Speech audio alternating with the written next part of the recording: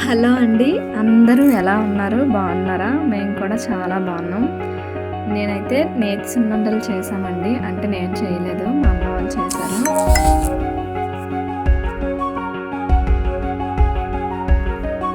ఎంతమందికి సున్నుండలు అంటే ఇష్టమో కామెంట్ చేశానండి.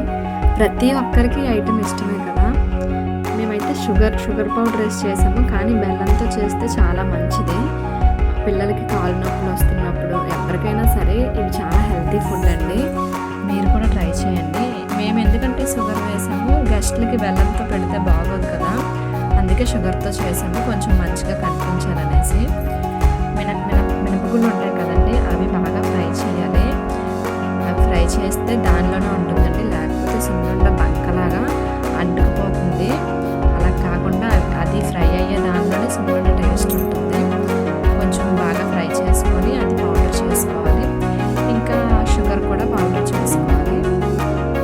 ఈ రెండు మిక్స్ చేసి ఓన్లీ నెయ్యితోనే కలుపుకోవాలండి. కొంచెం యాలకుల పొడి కూడా వేసుకోవచ్చు, ఇలాచి బాగుంటుంది వేసుకుంటే. ఇలా వేస్తూ నెయ్యితోనే ముక్కలుగా చుట్టుకోవాలి మొత్తం. ప్రతి ఒక్కరికి ఇష్టపడే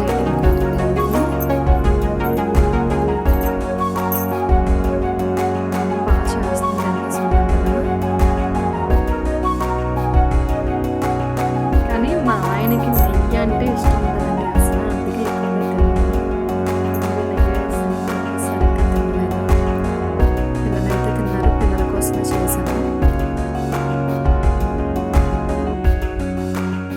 చూడండి, అలా నెయ్యి వేసుకొని మొత్తం కలుపుతూ ఉండాలి నీట్గా. మొత్తం షుగర్ అంతా పట్టేటట్టు నీట్గా కలుపుతూ ఉండాలి. ఆల్రెడీ అందరికీ తెలిసిందే ఇది, కానీ మేము చేసుకున్నామని నేను వీడియో తీసాను అంతే.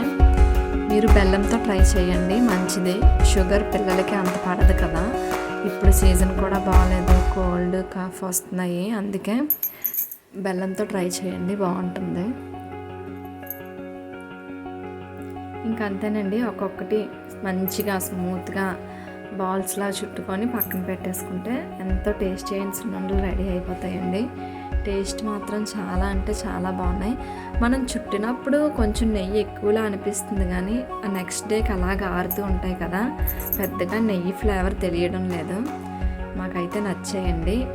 అండ్ నా ఛానల్ని ఫస్ట్ టైం చూసినట్టయితే ప్లీజ్ సబ్స్క్రైబ్ చేసుకోండి. అలానే వీడియోని లైక్ చేసి షేర్ చేయండి.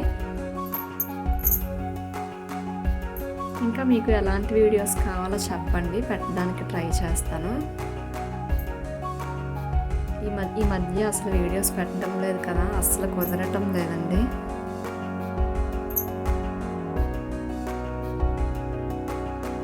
అలా నీట్గా బాల్స్లా చేసుకుంటే బాగుంటాయండి.